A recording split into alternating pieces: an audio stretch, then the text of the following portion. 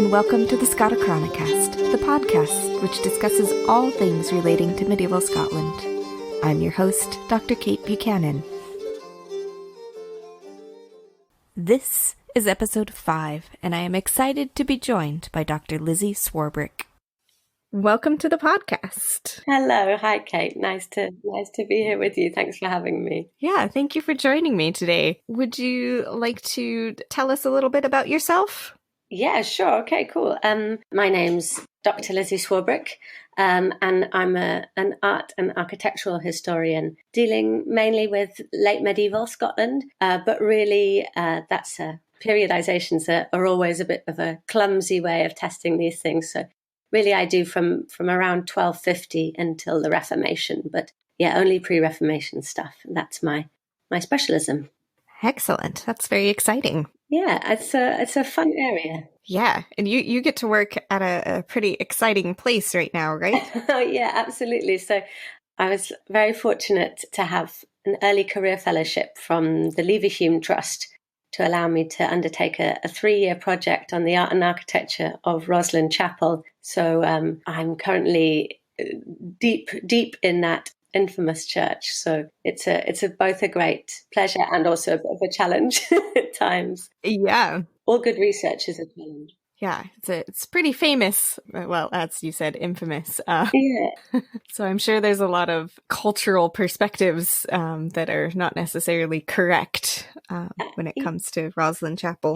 Yeah, you could say that. I was reminded of this yesterday.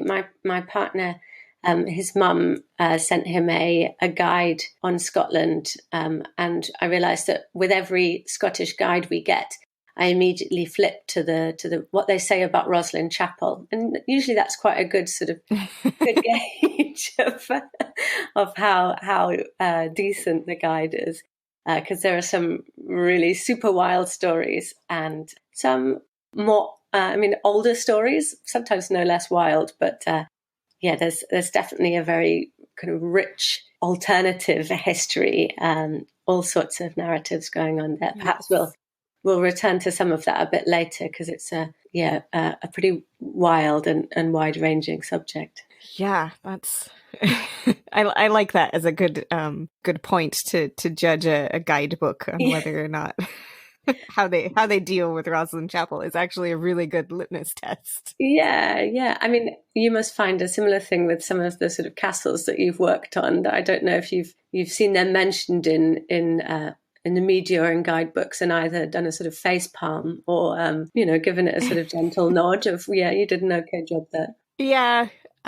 It's usually, any castles in general. And it's usually whether or not they try to mention the whole spiral staircase, spiraling right or spiraling left based on the handedness of the owner and being the defensive mechanism is usually, if they mention that, then it's just kind of like, okay, this is going in the bin.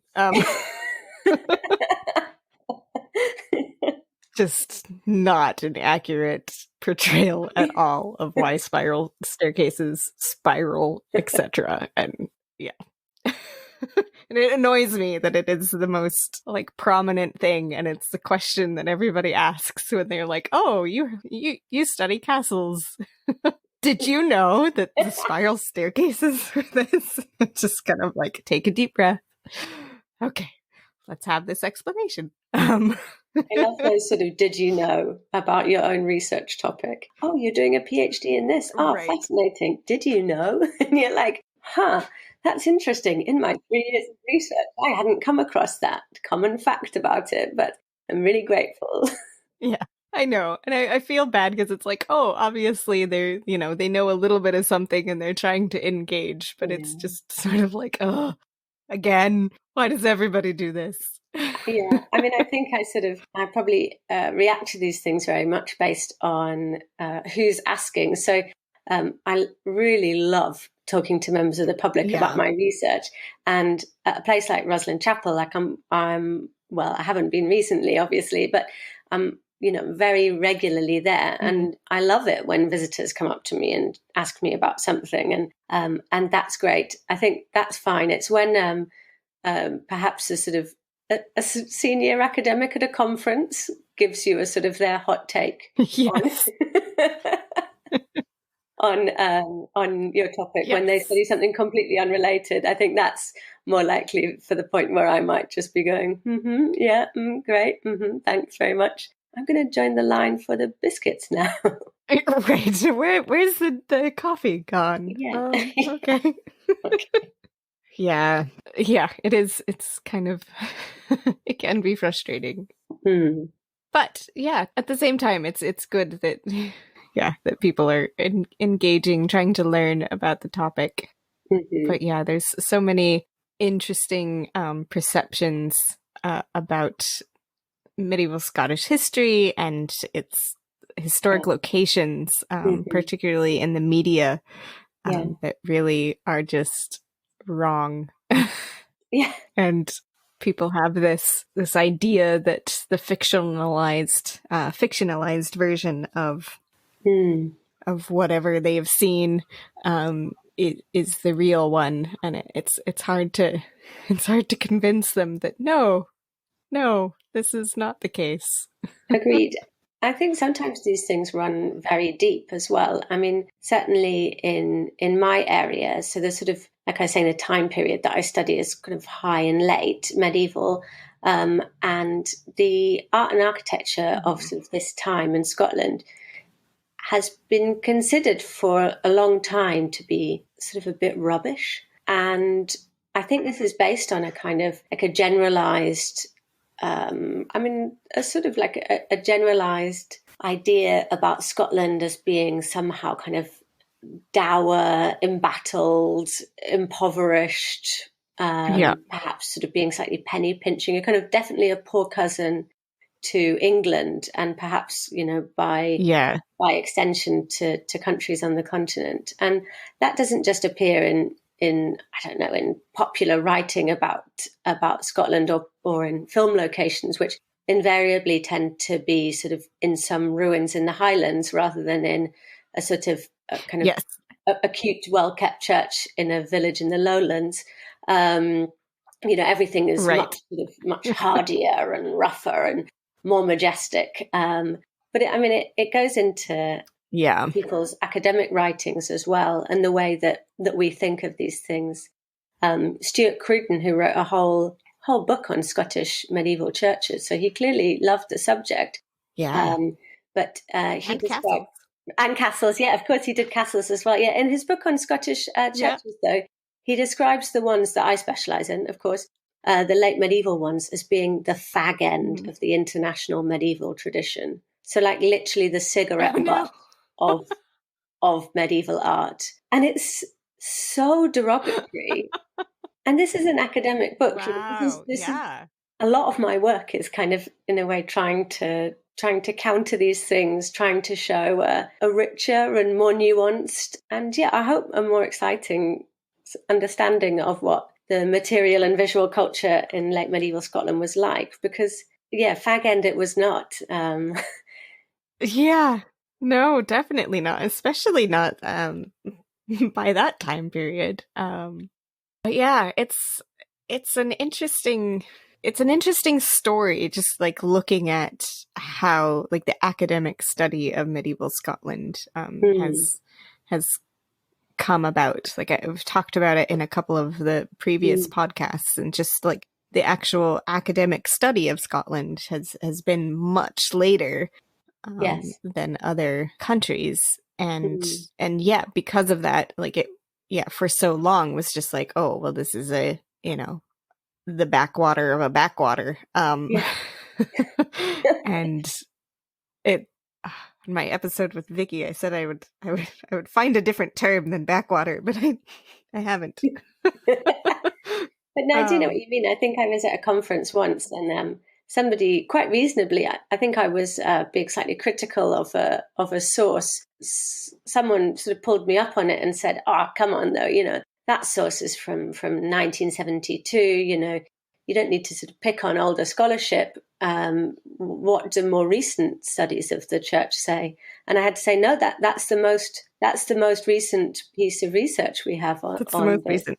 That's it. That's what you've got. You've got that. and you've got a 19th century antiquarian account, and that's your bibliography. Right. So sometimes it can be a bit like that. Although I have to say, there are some really brilliant architectural historians and art historians who have worked on Scotland, and I'm grateful to them for sort of laying so many of the foundations of my thought and things like that. But you're absolutely right that all of these things are far more recent than you would see in terms of similar kind of Gothic art in England or in France. Yeah. So it's very interesting. And I think for so many of the castles that I was looking at for my PhD, it's like, what is the most recent discussion of that castle? And it's McGibbon and Ross. Yeah. And you're like, oh, that's, yeah, 19th century. Okay. Yeah. That's, we have a lot of work to do. I love McGibbon and Ross. Oh yeah, they were amazing, and I am so grateful and indebted to their work. Yeah, but it's definitely they're a product of their time. Yeah, definitely. But without what they did, like there's some sites that I was looking at where we would have nothing. Yeah. Because the structures are no longer there, and nobody's written about them since. So. Yeah, I mean, thankfully I've got the giant of Richard Fawcett, who was my PhD supervisor, and of course, yes, done perhaps more than anybody else since those great, huge volumes in the 19th century to kind of advance the field of Scottish medieval ecclesiastical architecture, I think in particular. So he's I was very lucky to have him as my PhD supervisor, and he's one of the most prolific writers I think I've ever seen. It's hard to find an historic Scotland guide or a book of collected essays or something which he hasn't contributed to. So there's a great lot of his wonderful work there that I can draw upon. Yeah, no, he has been really great. I've used lots of his work as well. But yeah, so we've talked a little bit now about how at least the perception of medieval Scottish art and architecture is a little unique. How did you come to learning or to studying medieval Scottish or pre-Reformation Scottish art and architecture? I think lots of people have great plans about their life, but I don't think we should ignore the role of happenstance amongst these things. So I studied art history as an undergraduate at the Courtauld Institute of Art in London, basically because I couldn't decide when I was doing my A-levels if I wanted to do philosophy, history, or politics. And I thought doing art history would sort of allow me to do all three of those through the guise of looking at artworks. And it was I felt like a bit of a fish out of water for a while, because I was from a state school, which isn't necessarily common in art history. We've still got a massive long way to go in the discipline in terms of widening participation, not just with state and private, but in all sorts of ways. But it was a great place. It still is a great place, but it was a great place for me in many ways. And it feels really old-fashioned now, but I used to work in the slide library. So I used to make slides, and of course clean slides and I had a label maker, which was beautiful. And it was a little lending library. I love label makers. And I got to occasionally be the projectionist for my undergraduate lectures, which was good because I got paid to go to them, that meant. And I met a wonderful man in the slide library. I was telling a story about a ladybird, and he just started giggling uncontrollably in the corner. And he turned out to be Professor Paul Crossley, and he was the most wondrous teacher and mentor that I could have ever hoped for. He sadly died fairly recently, but he taught courses on German metaphysical art theory, and on Gothic architecture, basically, at the Courtauld. And I sort of followed him around like a sort of slightly like a lost puppy, maybe. I really just got on so well with him and was so enlivened by the ways that he discussed things that I did all that I could to study with him. And so that led me to specializing in medieval things in the final year of my undergraduate. And I wrote my undergraduate thesis with him. And then I masters at the Courtauld, a very, well, I say strange, but I've not really heard of a similar system, at least in Scotland, that you apply and you're part of a very small group. So there's only like 10 of you. Okay. So 10 of us did masters on the Gothic cathedral, so on art and architecture there. And yeah, this was pretty good. So I'm an art historian. I'm specializing in medieval architecture and sculpture, really, architecture and sculpture. And that was all done and dusted. It was really had been really fun and wonderful. And I grew up in Oxford, so I'm a sort of townie there. And I'd been a while after my masters, and one of my friends sent me a text saying that there was a really cool conference going on, and I should come and get involved. So I snuck in without paying to a conference and went to the pub afterwards to have a chat with people. Right. Yeah, at the pub, I met a very nice academic who said, I read your MA dissertation and we've got a PhD going up in St Andrews that's fully funded. You should apply. And that was now Professor Julian Luxford. And I duly applied for the PhD, and it was an HRC funded one with a title already attached to it, things like that. So I had to sort of go up for an interview and get quizzed on things. And so that's really how I ended up in Scotland. It was a sort of odd thing in a way, because I went to school in England and I hadn't really studied any Scottish history. Like the sort of history I studied really kind of went, there was a lot of Tudors, and then there was like, and after the Tudors, some weird foreign people from up north took over. And it was like that that was the sum total of the Stuarts that you heard of. Great. Yeah. And so I'm really glad that that sort of maybe 10 minutes in a history class when I was a teenager ended up being my whole PhD area. Yes. Yeah, there it was. So I had a bit of a hill to climb at the start, because not only did I not really know Scottish history, but I also had really underestimated just how different the whole kind of language of architecture was up here. That certain diagnostic features I might have to ascribe a date or a style or a certain kind of workmanship or a certain sort of expression to, perhaps from my knowledge of English architecture, was just didn't quite apply. So that's partly why I was so grateful to have Richard Fawcett there, because he lives and breathes this stuff, and he was an excellent teacher about that. But it did mean that I spent a lot of my PhD kind of like a real slogging to get this all into my head, to teach it to myself in a way that perhaps maybe some people don't think research is like. That, research is doing the very detailed archival stuff, whereas I had to do that, but I also had to do the kind of, this is what happened at Flodden, and this is the Wars of Independence. Yes. You're like, okay. This bit on the map in Scotland. Yeah, no, not that was that bad, but I mean, only just, not really. I mean, I also travelled massively during my PhD, because it was on the collegiate churches of medieval Scotland, and there are 49 of them, and I studied all of them for my research. Oh, wow. It was quite a chunk of them, and their full architectural histories. That's Yeah. That was quite good.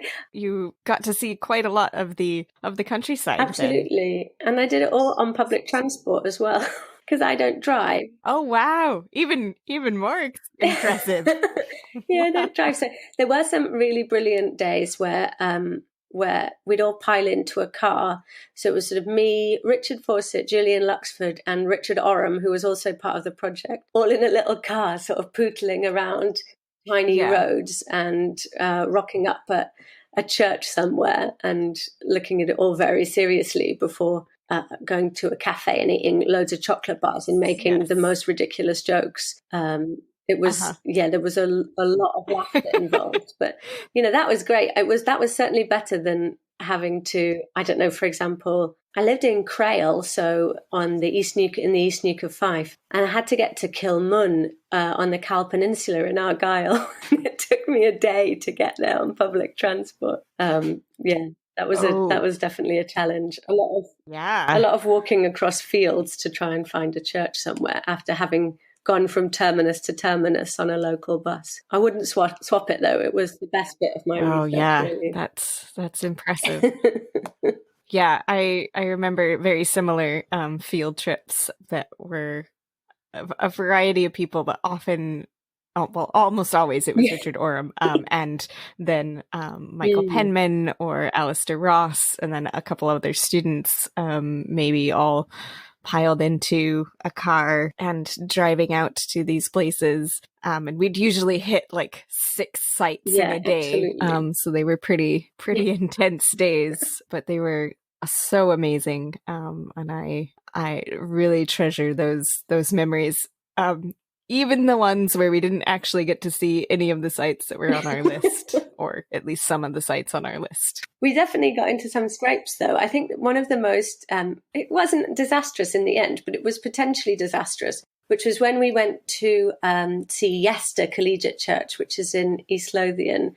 It's absolutely fantastic, small little, I think it's the 1420s, if I'm not great at remembering dates off the top of my head, but fantastic little collegiate church with now Georgian Gothic facade by the Adams brothers. So it's a very interesting church architecturally for many reasons. And it's on private land. And the woman who allowed us access was actually the direct descendant of the people who'd founded it in 1421, which is always good.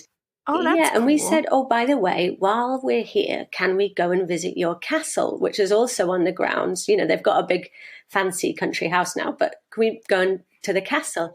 And she was like, oh, yeah, of course. It's just up the tracks. And, when you get to the waterfall, turn left. And we were sort of, okay, great.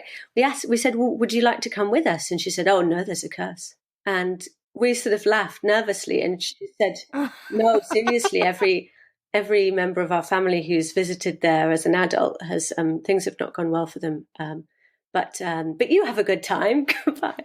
And so we sort of tramped up through the forest, and it was a bit further than we imagined. And some people in the group might have been wearing quite fancy leather office shoes, and there may have been some large muddy patches. Right. I was wearing hiking boots and felt very smug.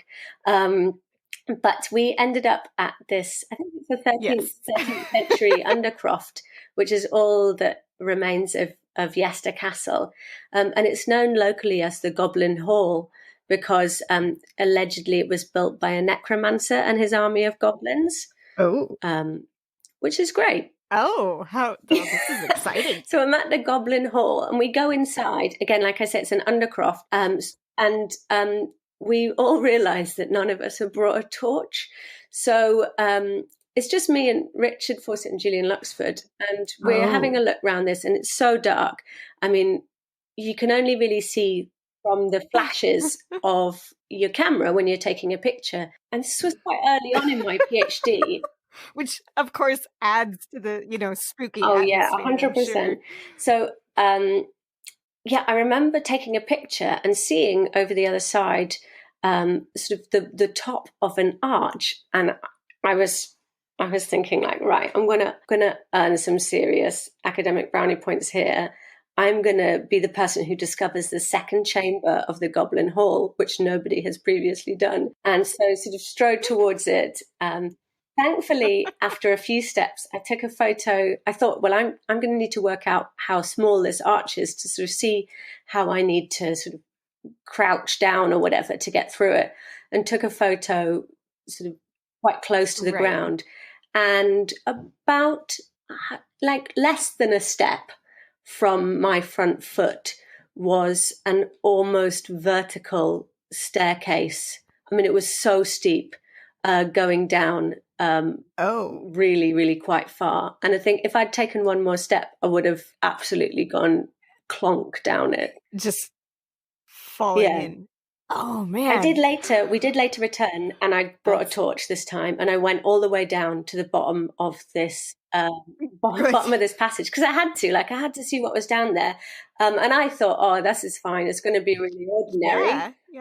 No, it ended in the natural rock onto which a pentagram had been carved. So that was reassuring. Oh, interesting. Yeah, that's interesting. It would be interesting to be able to date the carving. I just was listening to a podcast interview that Matthew Champion did on medieval graffiti. Oh yeah, cool. The medieval podcast, and that was super interesting. And he talks about all of the interesting things that appear in medieval graffiti, but pentagrams and stuff as well. I mean, I have to say, so it's definitely worth listening. Oh, it's cool. I'm going to check it out. Yeah. I mean, I suspect strongly that this might have been like 1980s, but it didn't make it, as in the pentagram was probably quite recent, but it didn't make it any sort of less unnerving when you're in a necromancer's castle, and last time you went there, you almost when you're exploring a mysterious staircase in the Goblin Hall. I mean, some of my work is really spooky. That's amazing. Oh my gosh, that is just the best story. I love that. I probably would have just fallen down. Yeah, I mean, these things can be nerve-wracking. Like after the fact, at the time, I was like, "Oh yeah, this is fine." And it was only later. I think I might have been at home later looking through the photos and sort of really twigged just how close I was to falling down that hole. And there's so much scope for real spookiness in my research. One of the things I'm lucky enough to get to teach about my research, and obviously I'm usually teaching at Edinburgh University, where my leverhulme is, but also having been at St Andrews for so many years, and given that there's a lot of colleges in St Andrews, because obviously what we think of as university colleges now grew out of collegiate churches. One of the things that I absolutely adore doing is that usually about once a year, I get groups together from a mixture of groups from art history, from Scottish history, and from medieval history, and get them to come together to do a sort of field work afternoon in St Salvator's. And this culminates in people getting to crawl inside the tomb chamber of Bishop James Kennedy, which, I love having that experience myself, and I love sharing it with students. I bet. Yeah, that is a unique experience, I'm sure. Yeah, it's an amazing thing. But I think these things are really, I mean, they're a great lark, obviously, and everybody gets excited by touching things, by getting in really close contact with works of art, works of architecture. I mean, there's a reason why all historians, however sort of actually slogging the work is in an archive, get a sort of frisson of excitement when you touch a document that's an original document. And the same thing is true absolutely for art historians. You know, you want to have that immediate relationship with something. And one of the great things about studying architecture and sculpture largely is you get to have a haptic and a physical relationship with it. So I don't know if you feel like that with castles as well, but the ways that a building works on you to sort of direct your movement, direct your vision, to direct your thinking, I think is fantastic. So a lot of my research is about the experience of medieval art and architecture in Scotland and how it would have worked on the people that it was intended to be viewed by. And I mean, I think that things like crawling down inside Bishop Kennedy's tomb is a great teaching moment to sort of really think about how would it have felt to be one of the clergy of the college in the 15th century, to sort of, you know, physically have to hunch yourself up to climb down inside this tomb chamber. I mean, it's an important thing to think about, sort of embodied viewership and things like that. Yeah. Anyway, that's what I love the best, perhaps, about my job. Yeah, definitely. I find it's very fun, just to have that understanding, that physical understanding of like, oh, okay, well, when you're moving from point A to point B, like you have to go through this like super tiny corridor, or maybe it's a very large corridor, or whatever, that sort of feeling of moving about a location is really fun, and really gives you that like a closer connection to the people that were there. And that's ultimately like what I'm looking at, like, okay, well, what is it that the people were experiencing at the time? And that's the thing that I love about studying history. And I just love learning more about the medieval period, because it just fascinates me how that society functioned. And so getting to know the fine details of, like you said, just like that little experience of like hunching down to get into this tomb, that like tiny little experience of a very select few people, but being able to kind of participate, I guess, in that experience, share that experience it's just really cool. I agree. You can catch catch echoes of these things, I think, through physically sort of being in these spaces again, through looking very carefully, and it's difficult. You can't go too far with it, but I do think there's something important there. And I'm totally with you on the sort of thinking about people in all this. I mean, frankly, my work is not particularly concerned with who constructed a building or exactly what dates it was, or where the stylistic references of that particular type of molding come from. And it's much more to do with what did this mean to the people who built it, and what did they intend by it? I think this goes back to sort of those ideas of quality, and of Scottish art not having the same quality as some others. That I really think that's all. It's all so subjective, and it's all so historically loaded. And I just frankly don't think that many people in the Middle Ages would have thought about it really very much. I mean, take, for example, there's a fantastic church called Falseaster in Angus. It's just it's a bus ride and a mile walk outside of Dundee. I can tell you that. I like the very specific knowledge there. Yeah, you have to get a bus to Ninewells and then wait. Anyway, but it's a small church. It's got it's like a simple rectangle. It doesn't have any like enormous windows. Of course, all of the stained glass that would have been once there has now been lost.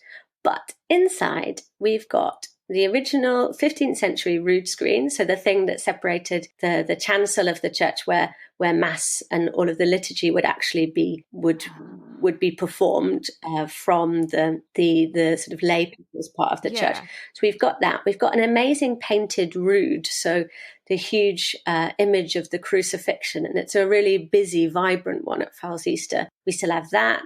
We've got all sorts of bits of sculpture, fantastic. Excellent. A fantastic little aumbry for the reservation of the host, all of these things. And you think that people who were living in that village in 1450, which I think is when it was founded, this would have been, without doubt, one of the most colourful, overwhelming places that they may have ever seen. And I mean, perhaps not to the wealthy landowner who might be moving about more often, but to the parishioner who, because it was a parish church as well, who lived in the village and used it. These are works of art of extraordinary power to move and to improve yourself, and to this is really the focus of their lives. And I think if we only talk about quality and we go, but you should see the parish churches in Bruges, then you're kind of missing the point of it, at least in my opinion. Right. Yeah, that's an excellent point. Yeah, because you have to keep in mind the context of what you're in, and what the people that were actually physically engaging in that piece of architecture, what was their context, and their context isn't Bruges, and it's it's not Florence. It's not all of these other probably more impressive places, but it's where they are and it's what they have. I mean, don't get me wrong, there are super impressive works of architecture in Scotland that are amazing by international standards, you know. I mean, yeah, I don't like to talk about quality, but there are definitely some super impressive places. I was lucky enough recently to work with Historic Environment Scotland on a project on the sculptures at Melrose, for example, which are just phenomenal. Oh, yes. I love that. Melrose is so special. There's Trinity in the middle of Edinburgh, which was built by Mary of Gelders, and it's just really absolutely splendid. And of course, there's it's my own. I was going to say Bête Noire. That sounds a bit mean. I do love it dearly. There's Rosslyn Chapel, so that is another. Yes. Yeah. Let's talk a little bit more about your work on Rosslyn Chapel, because that's also very interesting. Yeah, and it's gotta be such a unique place to be working. It definitely is. I've never encountered anything like it, really. It's an amazing place, and it's a place which is as fantastic as it is frustrating, really. And there's so many legends and sort of really wild stories about the church, that it can be difficult to sort of get to the medieval stuff. And my project is really working on the medieval art and architecture of the church, which, I mean, there are so many books about Roslyn. There might be more books about Roslyn than there are about any other Scottish medieval building. I don't know. There's just so... I'm sure. But there is actually no big serious, big old book about its medieval art and architecture. There's a fantastic book by Angela Maggi on the post-medieval reception of Roslyn, which is brilliant about its sort of role in early photography and all sorts of things like that. But yeah, very few people have really gone to the medieval building and tried to work it out. So that's my job. And I've done things like I've described every single sculpture in Roslyn. Super exciting. which is a big job. I imagine that took a while. Yeah, I don't know if people listening haven't seen what it's like. It's sort of extraordinarily full of sculpture. And yeah, there's just an astonishing survival there, particularly because the Reformation in Scotland was so iconoclastic. Yeah. That just to have that kind of level of survival is really astonishing. It must be the single biggest corpus of surviving late medieval sculpture in Scotland. And for that alone, there's a reason to seriously look into it. Yeah, it can be a challenge though to sort of to get to that. I admit that I don't know loads about Rosslyn Chapel.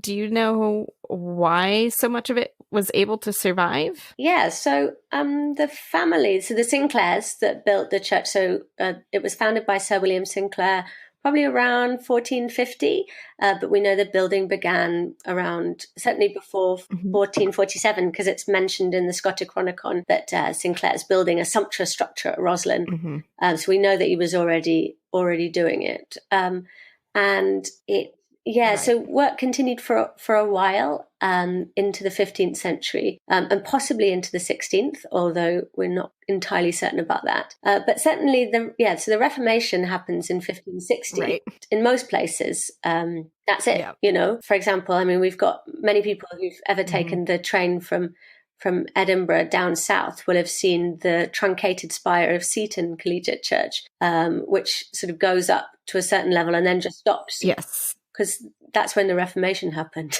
So, that's it. All work is halted. But at Roslyn, the Sinclairs seem to have been slightly against the prevailing Reformed culture in that they carried on being Catholic for a number of years.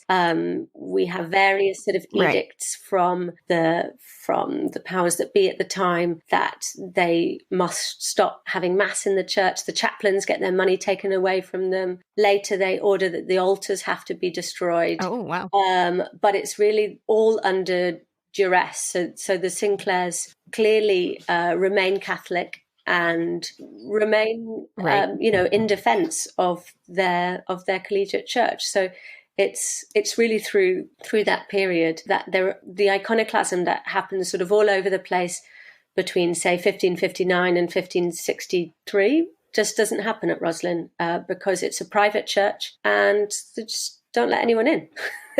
Yeah.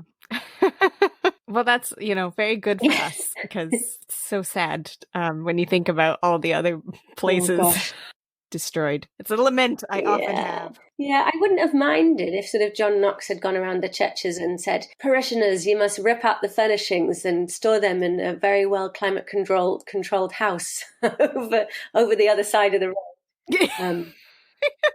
Yes, we've created this basement where you must put everything. Yeah, that would have been great. I mean, if anybody who's listening has that basement that's accidentally stocked full of medieval church furnishings, then do get in touch with me because I definitely want to look through. But at Roslyn, it's funny because there seems to have been a sort of cultural forgetting, not just in Scotland, but more generally, of certain pieces of iconography, of kind of types of images, which would have been very common in the Middle Ages, but people seem to have sort of lost touch with what they were.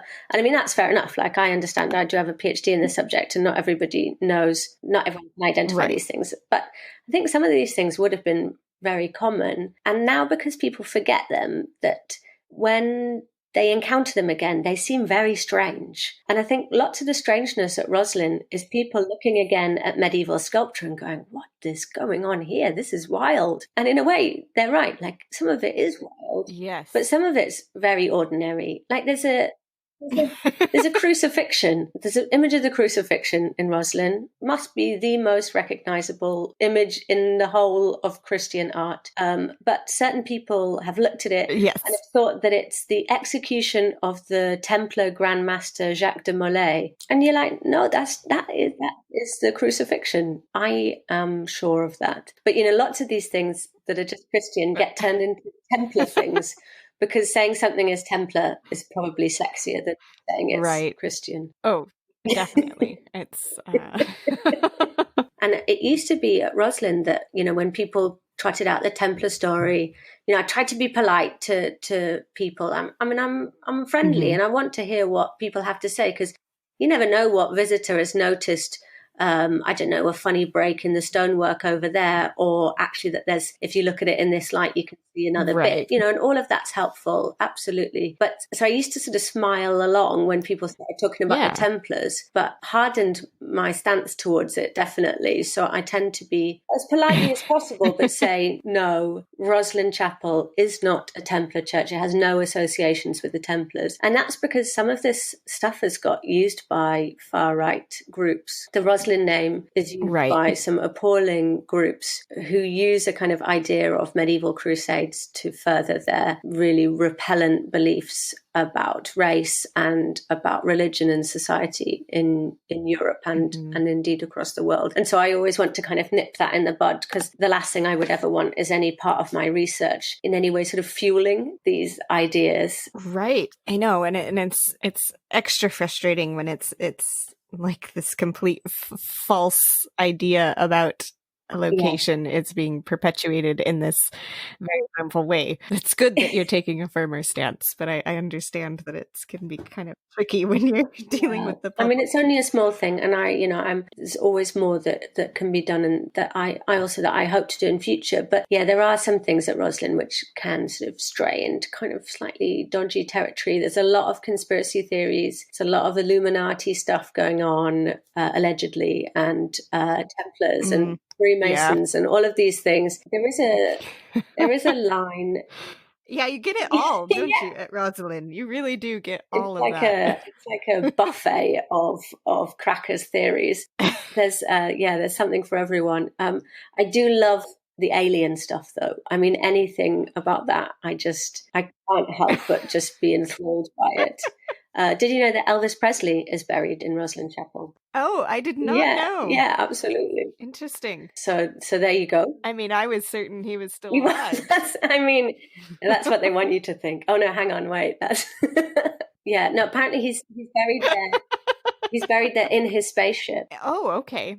I was unaware that he was an alien. Okay. Cool. You learn something new every day. That's academia for you. Oh, well, thank you so much for chatting with me today. This has been an exceptionally wonderful conversation. I love all of this, like just extra fun, strange stuff that comes out of medieval Scotland. It's super cool. Well, I'm glad it was entertaining, and I'm very happy if anybody wants to submit to me their own alien story or has a legit question about medieval architecture to get in touch.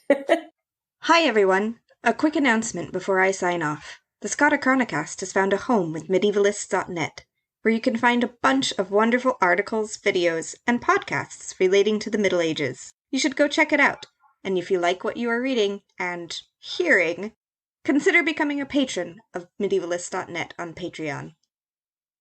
Thank you for joining us on the Scotichronicast. Please rate and review wherever you get your podcasts, and be sure to subscribe so you never miss an episode. You can also follow our account on Twitter at Scotichronicast. Our music is Ex te Lux Oratur by Gaita. Thanks for listening.